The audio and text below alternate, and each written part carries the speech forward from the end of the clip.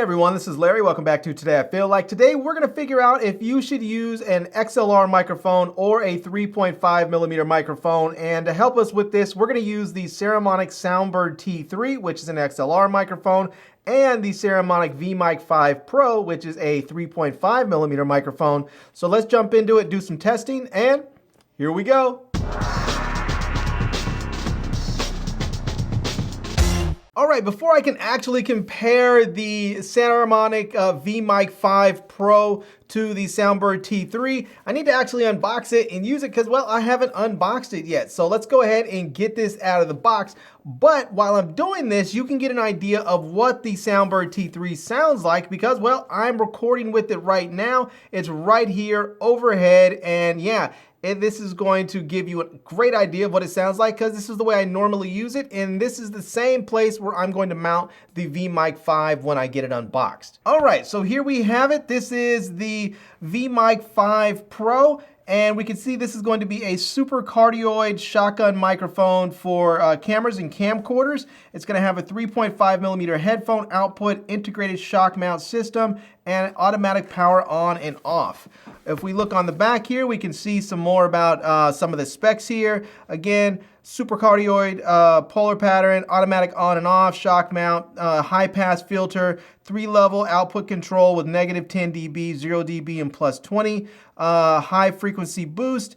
We're gonna have built-in battery or USB-C so that you can power it either way. Includes a foam windshield and a furry windscreen, USB-C charging cable, a 3.5mm TRS to TRS audio cable for cameras.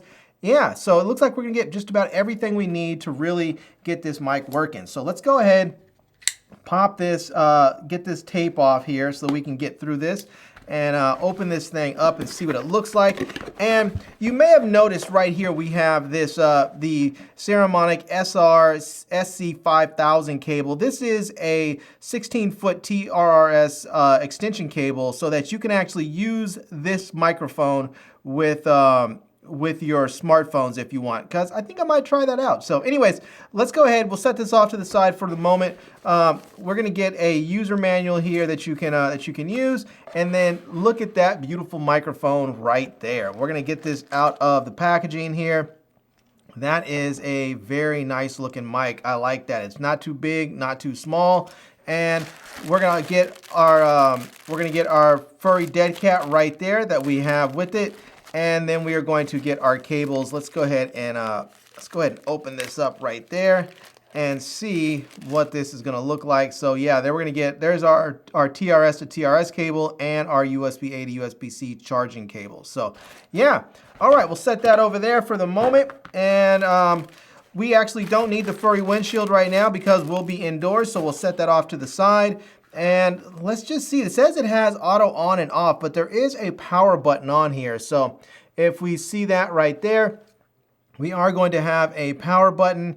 And let's just turn this on and see what it looks like. Oh yeah, there we go. So we can see we're gonna have the power button. We're gonna have our decibel button right there that we can push and change that, so we can go from -10 to 0 to +20. So you can change that however you need it.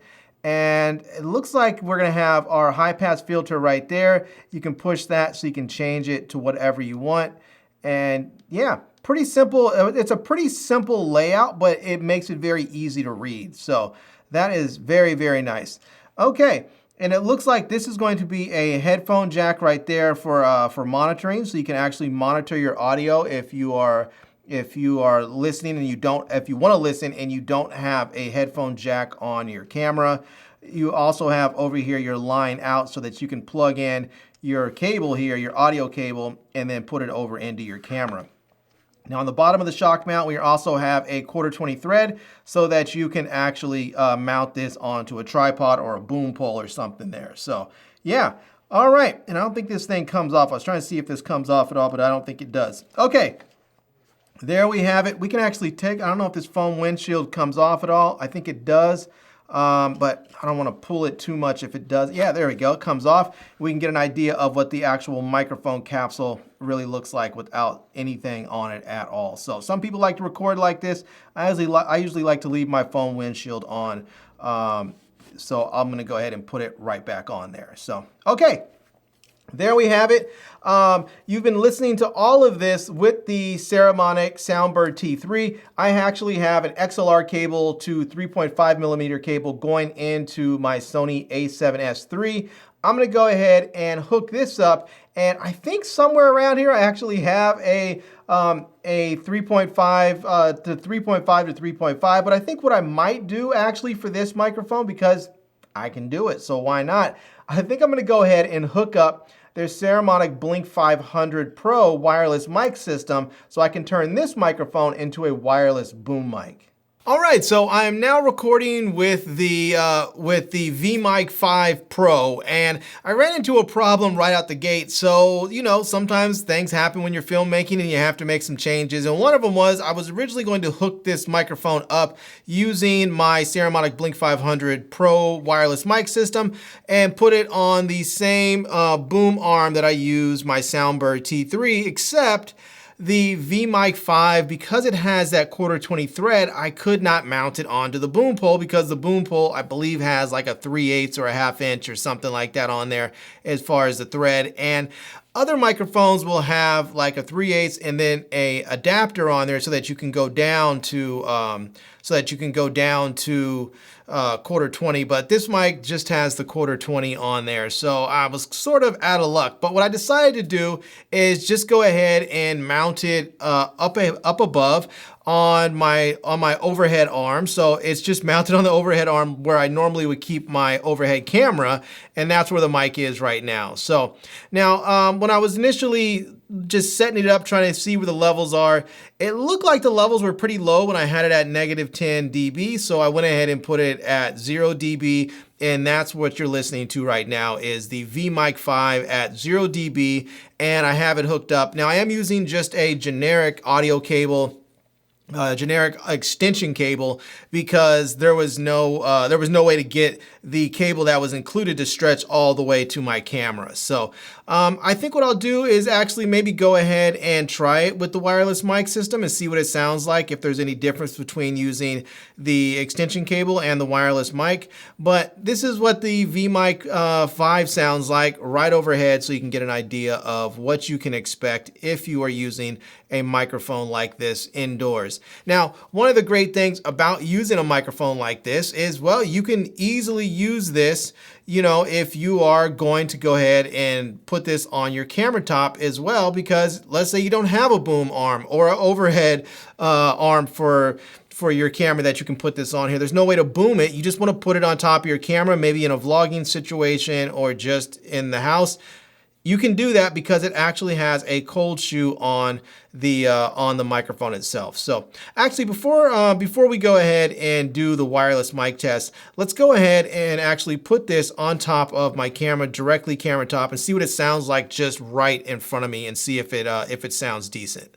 Okay, so I went ahead and put the microphone, the VMic5, right on top of the camera, and that is what you're listening to right now. I left it at 0 dB, so it's at 0 dB right now, and this is just what it sounds like if you have your microphone right on top of your camera. Now, with the Saramonic Soundbird T3, it does come with a shock mount that has a cold shoe on here, so you can actually mount your shotgun mic onto your camera top there. So I'm gonna do that and try it out and see what it actually sounds like, because why not? Hey, anyways, on this one, on this microphone, you don't have any real gain controls. You have a -10 dB button that you can push on there in case things are just way too loud, but that's about it. Whereas on this microphone, if you don't really have a lot of gain control in your camera, you can use that 0 dB and then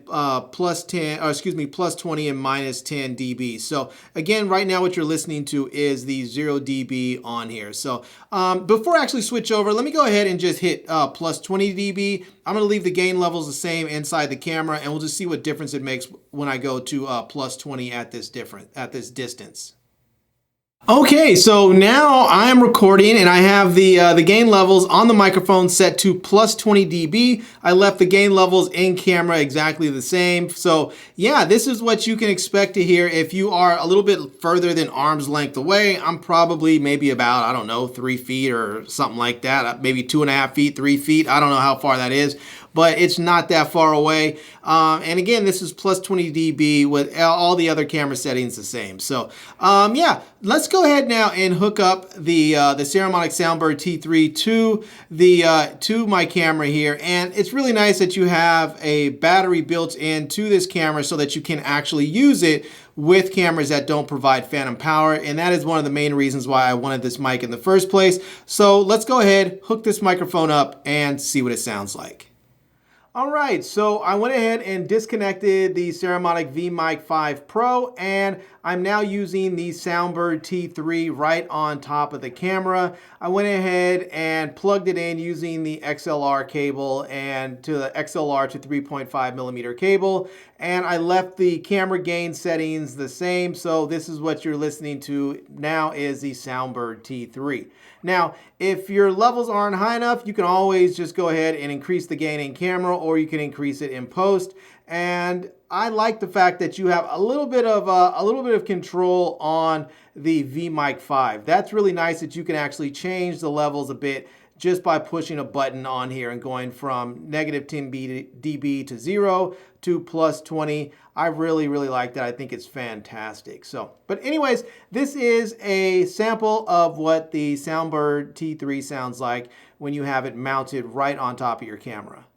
All right, so I was able to actually go ahead and find a mini ball head, and I was able to now jimmy rig up a way to hook up the microphone to my boom pole. So I just went ahead and was able to connect the mini ball head to the 1/4 thread on the microphone, and then I was able to put that onto the boom pole because the mini ball head had a 3/8 thread on there. So yeah, anyways, this is what it sounds like now if you're using the Saramonic VMic5 with the Saramonic Blk500 Pro wireless mic system and basically have a wireless boom mic. So I have the microphone in the same place that I had the Soundbird T3, and now I'm just using the Saramonic VMic5 Pro with the Blk500 wireless system. So this is really great because if you actually want to have a wireless boom system, you can very easily do this. So yeah, I have to say, I think both of these mics are really great. They're both very versatile. They're both battery powered, and they both have some gain controls on the mics themselves. Yeah, I think it just really is going to come down to personal preference on which one you like. Now, I will say this. I do think that if you plan on using a microphone mostly on your camera, mostly camera top out there for vlogging and such, I think that the VMic5 Pro is probably a better microphone for you because it is going to give you a little bit more gain control that's easily accessible, and it's not as big.